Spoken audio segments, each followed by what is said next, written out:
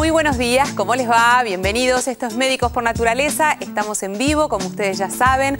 Hoy tenemos un programa súper interesante. Hablaremos de ser madre a los 40, una realidad que nos suena cada vez más habitual, más común, amigas, parientas, que inclusive empiezan a pensar en la maternidad a partir de esta edad, que hace algunos años era ya la edad donde nuestro cuerpo nos indicaba que empezábamos a no poder ser madres. ¿Por qué? Porque se nos va la menstruación, porque entramos en la etapa de menopausia.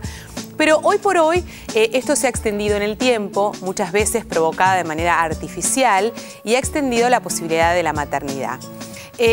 No vamos a cuestionar ni desde el punto de vista moral ni ético, simplemente vamos a hablar y vamos a conversar al respecto sobre cuáles son las contraindicaciones que tiene una mujer para ser madre a partir de los 40, porque inclusive estamos hablando de maternidad ya a los 50. Hay casos que inclusive vamos a hablar en la mesa respecto a mujeres que fueron madres a los 50 y después hay problemas legales al respecto.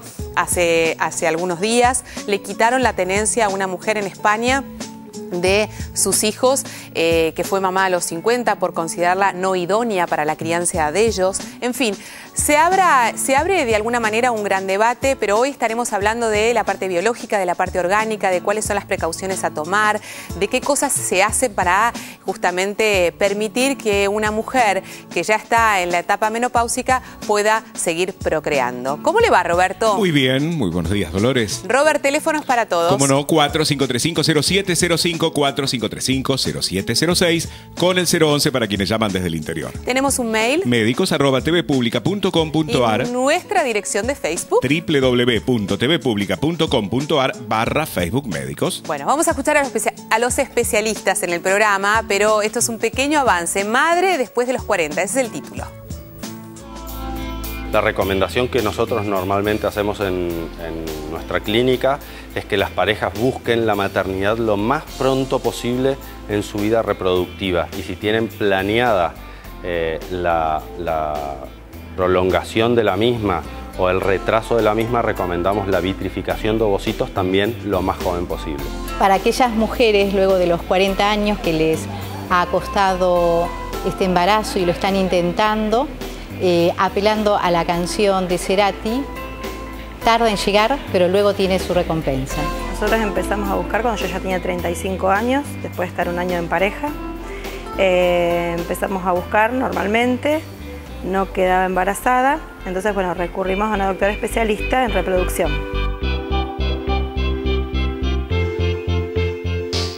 Son nuevas realidades, pero realmente que nos pegan de muy cerca.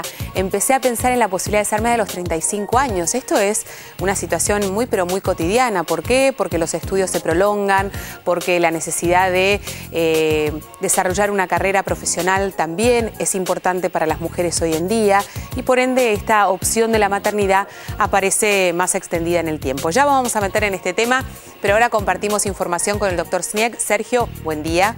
Hola Dolores, buen día. La noticia de hoy tiene que ver con que científicos de la Universidad Nacional del Litoral, de la Universidad de Entre Ríos y del CONICET crearon un sistema fácil y sencillo para diagnosticar y detectar las apneas obstructivas del sueño. ¿Qué son estas apneas obstructivas del sueño? Son unas pausas respiratorias que uno hace mientras duerme y que duran más de 10 segundos y generalmente se dan en personas que roncan, que son obesas o que tienen hipertrofia amigdalina. Uno siente como que está durmiendo como al lado de un león, como muestra la imagen.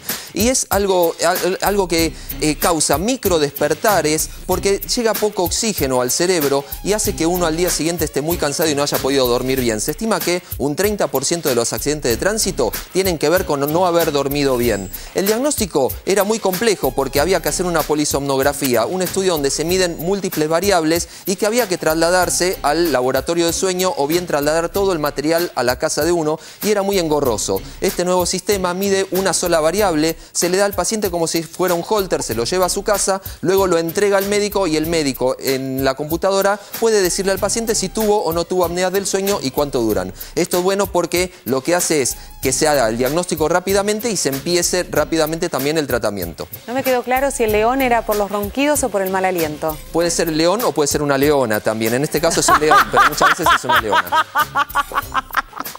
Tuviste bien, tuviste rápido. Bueno, hablamos de otro tema, hoy hablamos de la maternidad a partir de los 40 años, una realidad habitual en estos tiempos que tiene sus contraindicaciones, que implica que muchas veces estas mujeres se sometan a tratamientos de fertilidad para justamente poder concebir un hijo. Existe una ley en estos momentos en la Argentina, especialmente en la provincia de Buenos Aires, que es la Ley de Fertilización Asistida, que es una novedad porque le permite públicamente a cualquiera, y no importa la capacidad económica que tenga para sostener este tipo de tratamientos, la posibilidad de realizarse uno. Sabemos que esto en el mercado son tratamientos carísimos. Antes aquellos que tenían acceso económico podían someterse a un tratamiento de fertilidad y aquellos que no tenían esta opción, y por eso esto ha intentado democratizar una situación que sabemos que es muy pero muy angustiante para muchas parejas que durante largos años intentan quedarse embarazadas, en el caso de la mujer, y no lo logran. Dicho todo esto, fuimos a consultar a la doctora Irene Dal Agnoleta, que nos habla de la fertilización in vitro, y ella es del Hospital de Clínicas. El factor más importante en la fertilización in vitro que nosotros le decimos a los pacientes no es tanto el útero y su condición y su estado, sino la cantidad de óvulos y la calidad de los mismos. Lo que sí se tiene que tener en cuenta que el embarazo después de los 40 años es un embarazo de riesgo, ¿sí? ¿Por qué? Porque hay mayor prevalencia de presión alta, de hipertensión, de diabetes, de partos prematuros. La mujer recibe los óvulos cuando está en la panza de la mamá, ¿sí? Tiene 7 millones de óvulos cuando ella está en la panza. Cuando nace por una muerte programada que se llama apoptosis, esos óvulos se van muriendo, y cuando nace una bebé tiene 1 millón. Cuando está en la etapa de la pubertad tiene 400.000 óvulos, de los cuales vas solamente a utilizar 400. Pero durante todo el trayecto de la vida, esos óvulos reciben estímulos, efectos ambientales que no le hacen bien. Los espermatozoides, a diferencia de los óvulos, se producen cada 72 días. Por eso el hombre puede ser papá a una edad más avanzada. Sin embargo, el efecto ambiental también genera, por ejemplo, el tabaco, el alcohol, las radiaciones, también generan efectos nocivos negativos sobre los espermatozoides. Personalmente puedo decir que si una pareja se encuentra biológicamente apta y psicológicamente apta para lograr este embarazo, estamos hablando en parejas mayores de una mujer mayor de 43 años, de realizar una ovodonación, recibir óvulos de una mujer joven, podemos decir que lo realizamos hasta los 50 años. Ya después de esa edad, los riesgos de la morbilidad materna son muchos y se pone en riesgo la salud de la mujer. No olvidemos que antes de realizar un tratamiento de fertilización in vitro tenemos que hacer un chequeo de su salud. Primero está la salud de la mujer y luego el deseo de ser madre. Algunas cosas que nosotros en general desconocemos, que es que nacemos con una cantidad de óvulos determinada y que por ende en un momento de la vida nos quedamos sin estos óvulos. Esto no se vuelven a reproducir, no podemos obtenerlos de otra manera, salvo que recurramos a la ovodonación, como se estaba refiriendo la doctora en este caso. Por eso es que esto aparte puede suceder en distintas instancias. Hay una persona que se puede quedar sin óvulos más temprano que otra. Sí, es un proceso dinámico, digamos, el ovario va envejeciendo y obviamente también envejece el eje, digamos, del ciclo reproductivo, en donde depende de toda una serie de sistemas hormonales, y a eso se desencadena la menopausia. En realidad la menopausia es la última menstruación, y todo ese proceso que lleva a esa última menstruación con el fin del ciclo reproductivo se llama climaterio, ¿sí? Pero digamos, tiene una evolución de envejecimiento, es un ciclo que se acaba. Bueno, esto es una situación, ¿por qué estamos hablando? Porque son cada vez más las mujeres que empiezan a pensar en la posibilidad de ser madres recién a partir de los 35, 36, 37. Y sabemos que hay un alto porcentaje de mujeres, y más a esa edad, que esta posibilidad no se les hace inmediata. ¿Por qué? Porque estos óvulos van envejeciendo, porque hay menos óvulos, porque hay menos posibilidades, porque inclusive el cuerpo ya no está tan preparado como lo hubiese estado a los 20, 25 años. Sí, exactamente. Recién la doctora mencionaba algo importante, que es que hay muchos trabajos que ya demostraron que no depende de la edad la posibilidad de llevar un embarazo saludable. Recién hablaba de que no dependía tampoco de, por ejemplo, la calidad del útero, ¿sí? Pero sí está absolutamente demostrado que es de mucho peso, influye mucho el estado de salud preexistente de la persona, de la mujer. Exactamente, y de la edad para la posibilidad frente a un primer embarazo de desencadenar enfermedades. Básicamente hay dos muy importantes, que es la diabetes y la hipertensión arterial. Convengamos que a partir de los 40 años es muy factible que, o hay un porcentaje entre el 20 y el 30% de que las mujeres ya empiecen a tener problemas de diabetes, depende de la herencia que tenga o no, y de cuestiones con el peso y la hipertensión arterial. Que son riesgosas para el embarazo. Exactamente, convertiría al embarazo en un embarazo de riesgo con cuidados especiales. Pero también es cierto que a partir de los 35 años, sin que la persona sea hipertensa o diabética, si va a enfrentar a partir de esa edad un primer embarazo, tiene 3 veces más chance de hacer diabetes en el embarazo, es decir, de debutar con diabetes en el embarazo, y 2 veces más de hacer hipertensión en el embarazo. Son dos cosas diferentes. Es decir, llegar al embarazo de los 35 años, ¿eh? Exactamente. Que para nosotros es casi una chica a los 35 años, y ya estamos hablando de cuáles son los problemas que pueden surgir durante el embarazo a partir de enfermedades preexistentes o no. O que potencialmente tienen más riesgo en su primer embarazo. Esto es importante aclararlo porque no es lo mismo tener el cuarto hijo a los 35, 40 años que enfrentarse se da al primer embarazo. ¿Sí? Digamos, inclusive la curva genética del riesgo genético que se presenta también habla de esto, ¿no? A partir de los 35 años, cuando se ve el cuadro este de riesgo, cae, sube abruptamente de golpe. Exactamente. Además, otras enfermedades a tener en cuenta, ya sea como para predisponer a un embarazo de riesgo, y a esta edad hay mucha prevalencia, es las tiroideopatías. ¿Sí? En líneas generales, todos los problemas tiroideos entre los 30 y los 40 años son edades floridas en donde aparecen, y después hacen también al embarazo, condiciona a quedar embarazada y después hace que el embarazo también sea de riesgo o de control. ¿Sí? Porque la hormona tiroidea tiene mucho que ver con el eje reproductivo, con toda la cuestión metabólica, y muchas de las veces hace que dificulta que la paciente pueda quedar embarazada.